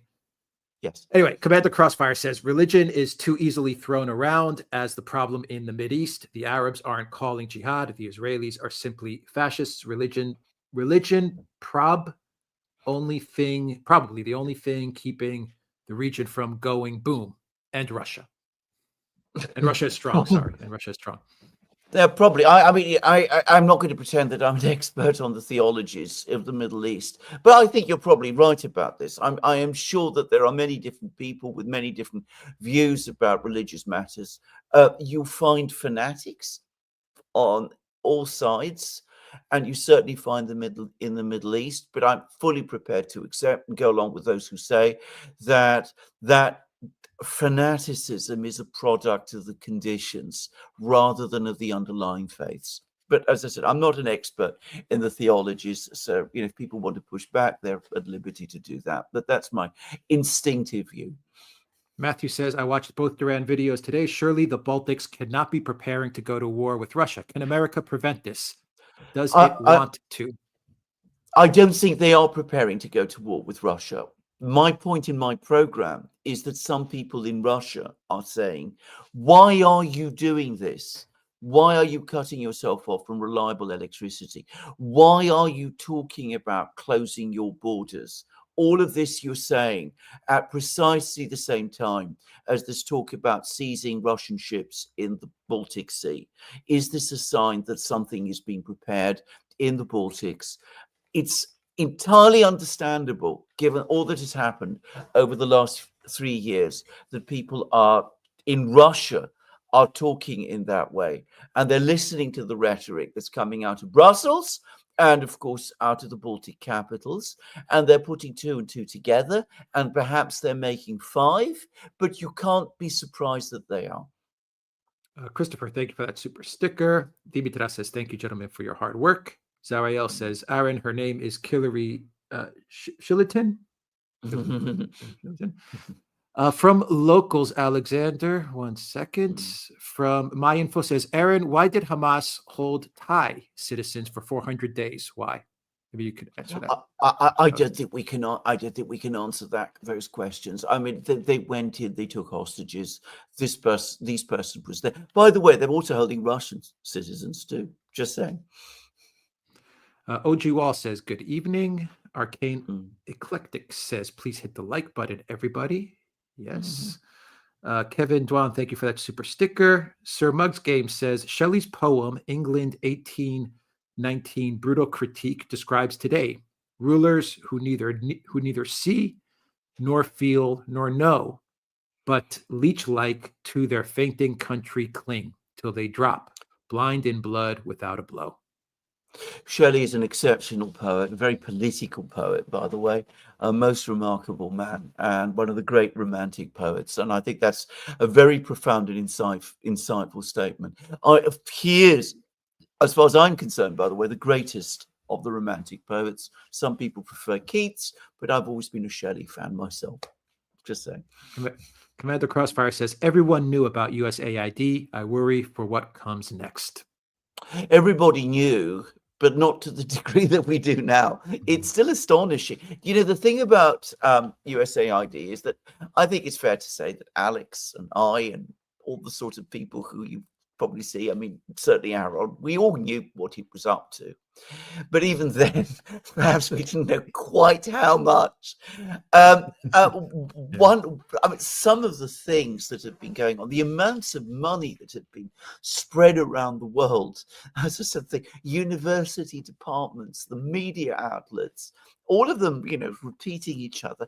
It has been incredible. And again, coming back to what we were saying on the program, let's not get too obsessed at the moment with what Elon Musk's objectives and motives are. Maybe he's, by the way, acting entirely from principle and for good reasons, and I don't exclude that. But let's focus instead on what we're learning. And what we're learning is astonishing. That they're funding rappers in Bangladesh in order to overthrow the government there, which they managed to do, by the way. That is incredible.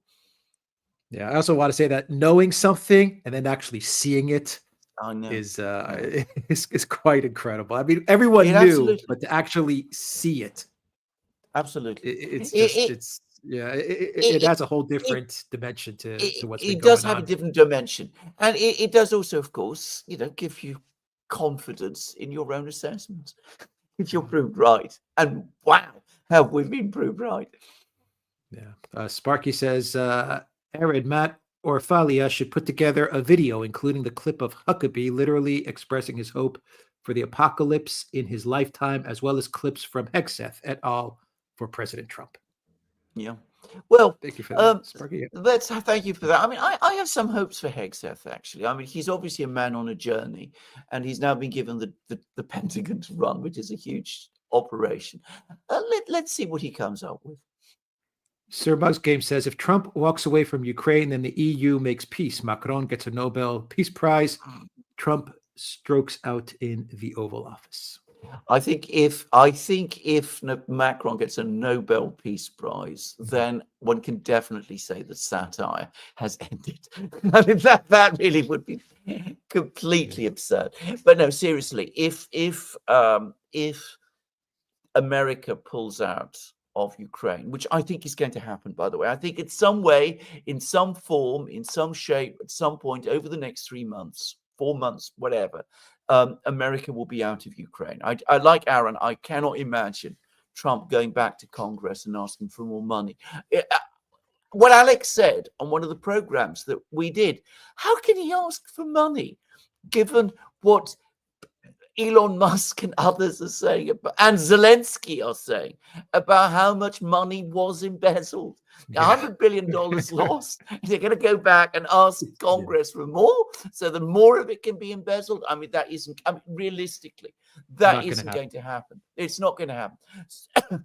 So, at some point, the Europeans are going to be left with this. Some of them are so invested in this project, and some of them, to say it bluntly, are so stupid that they will try and continue it by themselves, and they will sabotage all attempts at peace, and there will be a military outcome, and the Russians will be left dictating terms. If I have to make a guess as to where this is going, this is where it is going. Yeah. Colorado Watch says, keep up the great work, Duran. You are invaluable. Thank you. Thank you, Colorado Watch, for that. And from Commander Crossfire, is the fear of China legit? China will pass the U.S. soon.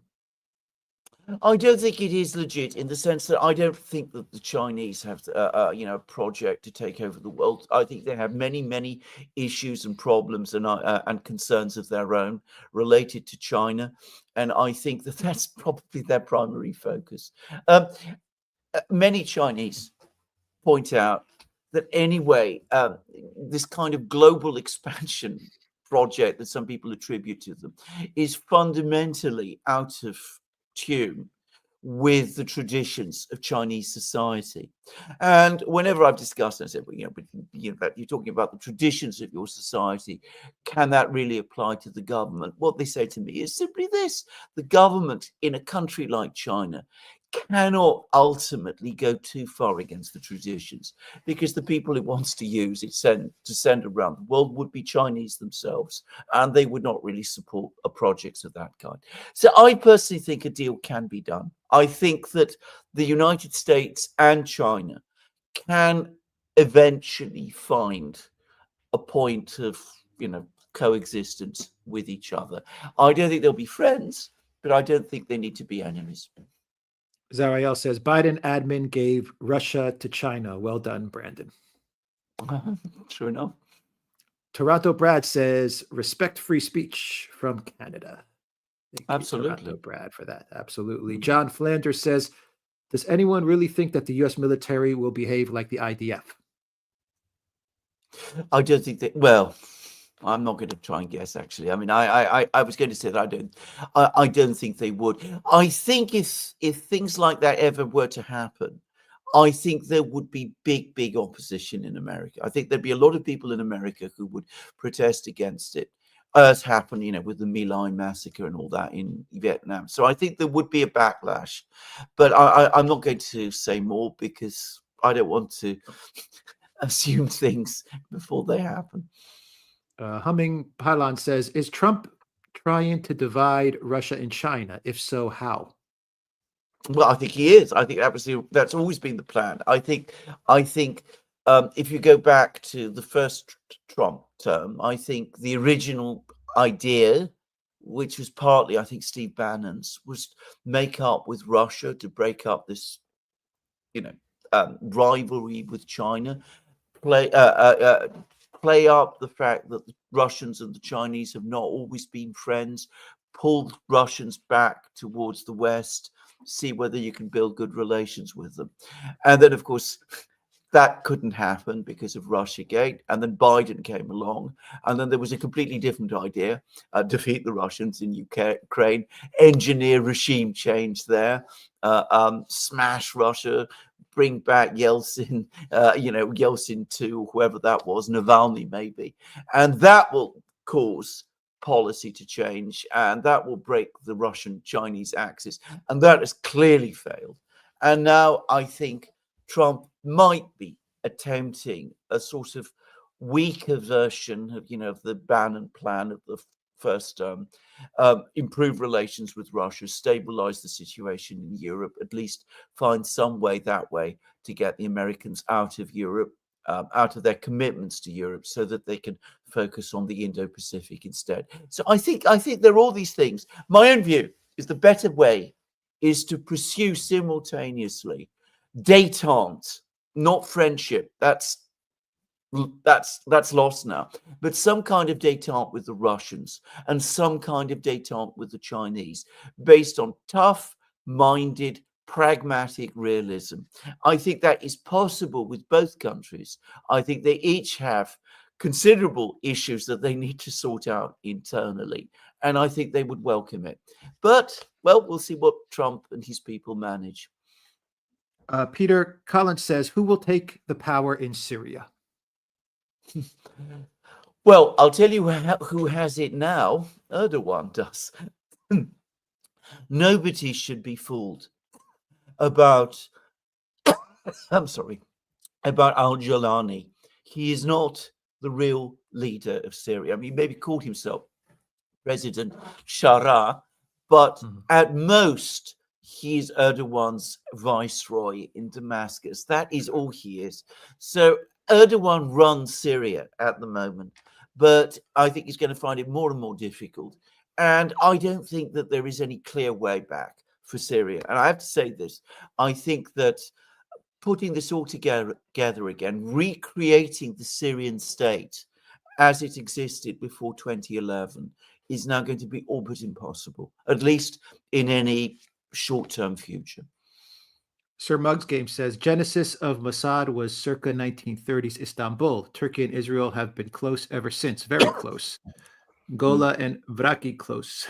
'Tis a pity. Two fine, upstanding nations will soon be at each other's throats. Well, they might be. I mean, don't assume that simply because Erdogan makes great speeches and addresses vast crowds and says all sorts of things about Israel that he really means it. Just saying. I would not be surprised if they do a deal of some kind eventually. Yeah. I would not be surprised at all. Yeah, Erdogan's always making all kinds of deals. Absolutely. Toronto Brad says Ben Doritas did Gonzalo dirty. Oh, absolutely, yeah. I mean, Thank you, what Brad. happened to Gonzalo was terrible, and the more we learn, the more terrible it looks. And I'm afraid the more terrible the State Department looks. Just saying. Yeah. Sir Buzz Game says, Alex, don't worry about Vance beating Zelensky. Vance has powerful hillbilly antibodies that can destroy the Zelensky curse and Zelensky's cooties. Thank you for that, Sir Buzz Game. Demon Jump says, good day, gentlemen. Keep up the just fight. Sadaman says, is there a brain dead university everybody goes to? Good question. I cannot begin to discuss the realities of the university sector, the university sectors in Europe, Britain, the United States, and what has been going on there in the last 20 years. It's a painful subject, and I'm not going to talk about it, because if I did, I might start saying things that, well, might cause problems. Just saying. Commander Crossfire says, is that the Ethiopian flag? I think it is. The second biggest recipient of USAID. Threat to BRICS? Well, possibly. Who knows? Is it Egypt or Ethiopia? I don't know. It might be Ethiopia It is is the second Ethiopia. biggest. And it Yeah, is BRICS. I think it could be a threat to BRICS. Actually, I mean that the United States has had a very, very long history of involvement in Ethiopia. So did Britain, by the way, but so has Russia. Just saying, the Russians were the major allies of Ethiopia in the 19th century. In fact, many people don't know, by the way. So, we'll see. But yes, of course, it's a threat to BRICS. And there will be concerns about this, and people in Moscow and Beijing will be asking questions, and they'll be asking questions of their Ethiopian friends. My sense is that they have it under control in Ethiopia for the moment, at least. Sparky says China foments harmony, the West foments chaos. Well, that's the Chinese. The Chinese often say that, of course. Harmony is a very important word in Chinese, just to say. Life of Brian says segments on the left are photo negatives of Ben Shapiro. Israel, Palestine dominates their judgment. I think that's true. Sir Mug's Game says Xi Jinping has the mandate from heaven and makes the hearts of the middle makes the hearts of the Middle Kingdom sing, sing, sing. Well, I wouldn't go quite to those lengths. I mean, the mandate of heaven and all that. Basically, that kind of thinking and philosophy went out of the window in 1911 when the last emperor abdicated. So I don't think that the Chinese government of today thinks in those terms. Just so. Sparky says Turkey has a lot to chew with Syria, with Turkish army peacekeepers helping to abide time. Can they make deals with local governments who've run Syria for a few years anyway to stitch together a colonial government? I think I've already answered that, but I don't think they do. Yeah. I don't think they know how to do it. I don't think they know the people on the ground well enough. And I think that conversely, in Syria itself, they are too well known. The very fact that they were the former imperial overlord makes many people in Syria very antagonistic to them. Sir Musgame says, if you want to be creeped out to the max, check out Trump's Pastor Paula White, who talks in tongues and makes Miriam Adelson look like Yasser Arafat. Wow. I think I've seen that video of the Pastor Paula White. I think I know what you're I talking haven't. about, Sir Musgame. Yeah, I haven't. Yeah. Nico says, Lisa with Love, the Russian vlogger I mentioned, showcasing life in Russia, is going to North Korea. I'll watch this journey and the actual facts about North Korea. Yeah. Well, I'm not going to discuss North Korea, the North Korean situation. I've been hearing all kinds of things about North Korea for many, many, many years, and I haven't been there, and I don't expect I will go to North Korea myself. The Russians at the moment are having a big bromance with North Korea. It's suddenly the country that's become a friend, and it's not difficult to understand why, because Kim Jong-un has taken such a strong position supporting Russia over the special military operation. And that's made many, many Russians very, very favorably inclined towards North Korea. But whether that provides an objective view of its realities, I'm not able to say. Death Dealer 1341 says, great show as always.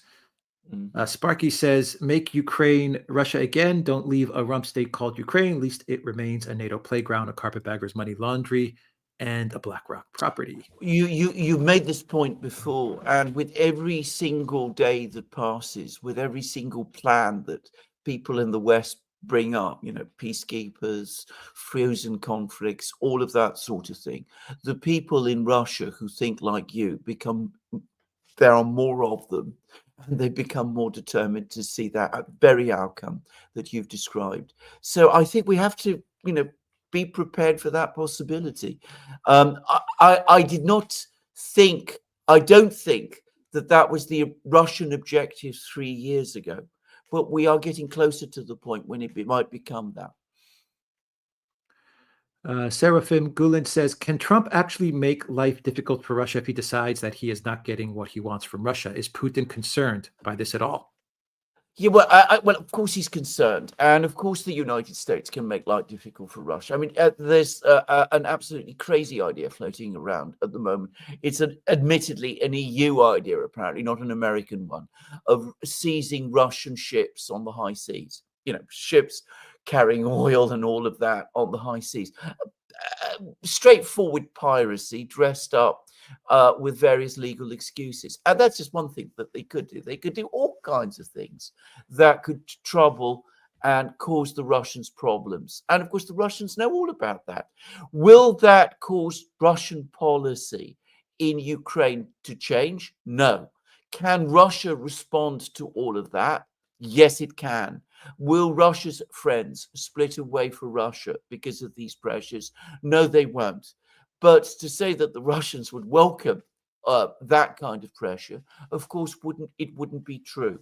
The reason not to do it is not because the Russians aren't, thinking about it and aren't saying that this would be a problem for them. The reason not to do it is because the Russians would then respond with action of their own, probably in Ukraine, probably within their own society, probably on the high seas. If we seize their ships, they might start seizing ours. They've got a powerful navy and they have means to do it. They might start doing real damage to undersea cables. I mean, they haven't done it yet. Everybody now, well, officially that is acknowledged.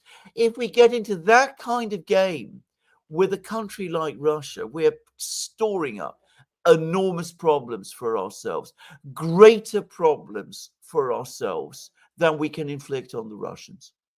Yeah. The U.S. has made it hard on Russia already. Absolutely. No. And look at what's happened. 4% Absolutely. GDP growth. So 4% GDP. Exactly, yes. Alexander Podyachev says, I keep hearing that NATO will fall apart. Is there any truth to it? Yes.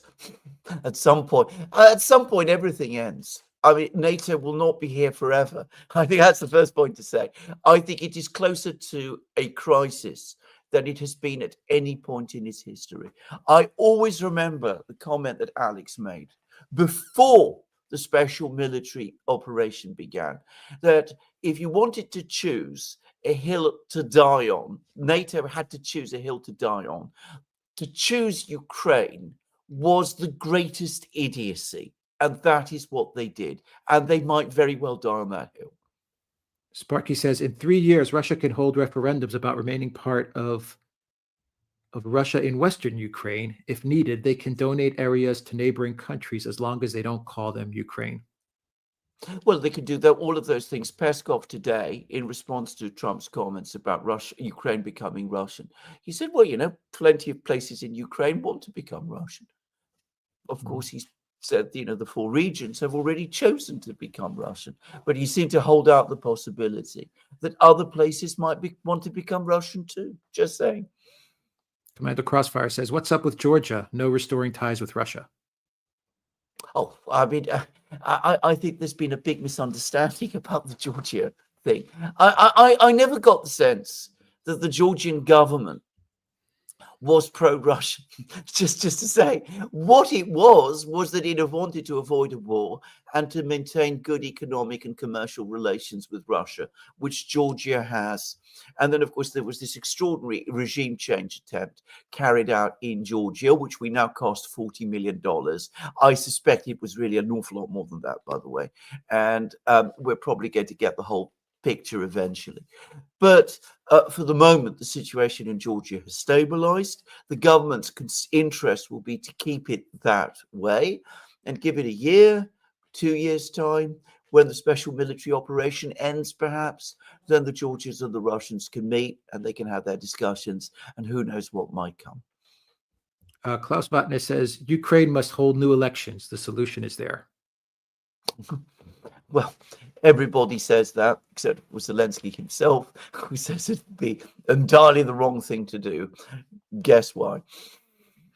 Sir Muggs Game says, should have guessed, Alexander, you'd prefer Shelley over Keats. Pope's poem, The Dunciad, is a doozy that also describes current conditions in the UK.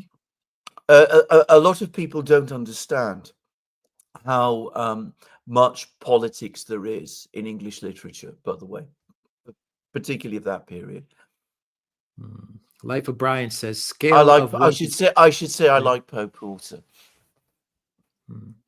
Life of Brian says, scale of 1 to 10, chances of Victoria Newland. A, gave the order on Gonzalo. B, will be held to account for it. Well, I don't know, and I don't want to make accusations which are not based on actual knowledge. I mean, that's my background, so I don't like to do that.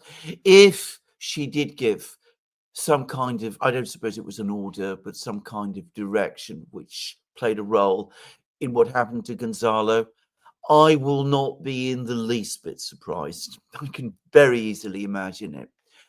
Could she be held to account for it? This is where we've seen the great change that's happened in the United States now. A month ago, I would have said no. Today, I say possibly. Who knows, yeah. And from Sparky, trains left the station on China-Russia friendship. President Trump should forget about splitting them. Also, he should learn BRICS has no plans for a currency after seeing failures of the euro. I agree. I agree on both counts. Xi Jinping is going to Russia for the 9th of May celebrations. Putin is going to China for the Chinese victory celebrations in September.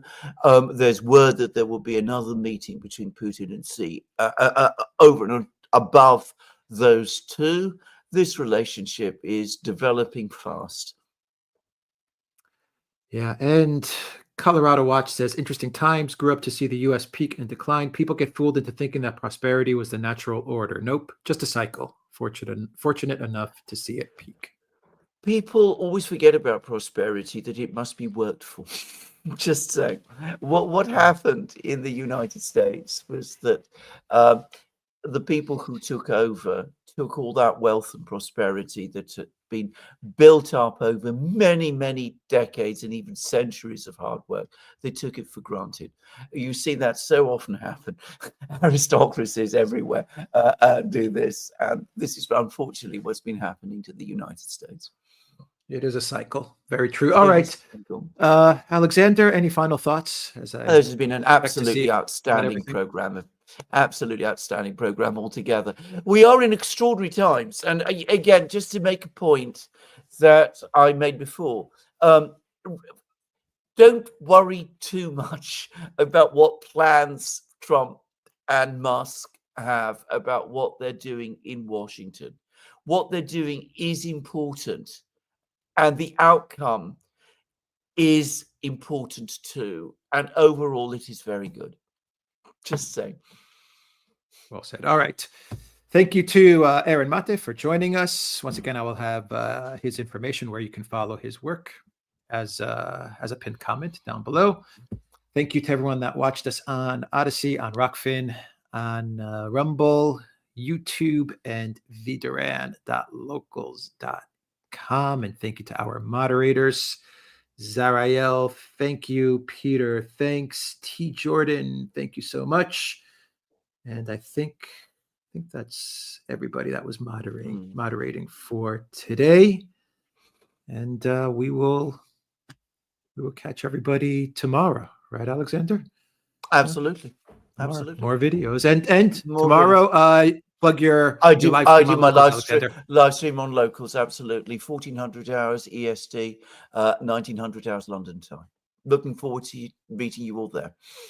Absolutely. Join Locals, and Alexander gives a great live stream on Locals. Real quick, Alexander, from Sir Mug's game, Greek ship owners call it baptizing. Russian oil is baptized, cleansed of its sins, and now something else. Very well Absolutely. said. Absolutely. And the other thing is, from oilprice.com, the price of gas in Europe is now higher than the price of oil, which is absolutely incredible. I mean, you know, for the price of the equivalent price of gas and oil, gas for the first time ever costs more than oil, so that industrial users are now burning oil, which is a low flammable liquid, in place of gas, which is a high flammable gas. I mean, it is crazy. It is lunacy. Thank you, job, Ursula. Yeah, thank you, Ursula. Thank you, Annalena and Habik of the Green Party. Absolutely. Sparky says, I believe Gonzalo had a deal with the SBU. He was comfortable with that, was working, but the U.S. State Department overruled it. I've never seen any evidence. I yeah. don't believe that was going on at all, actually. Yeah. All right. Anyway, thank you, Sparky, for that. Thank you to everybody. And we will see everybody tomorrow. And once again, TheDuran.locals.com to catch Alexander's live stream tomorrow. Take care. Take care.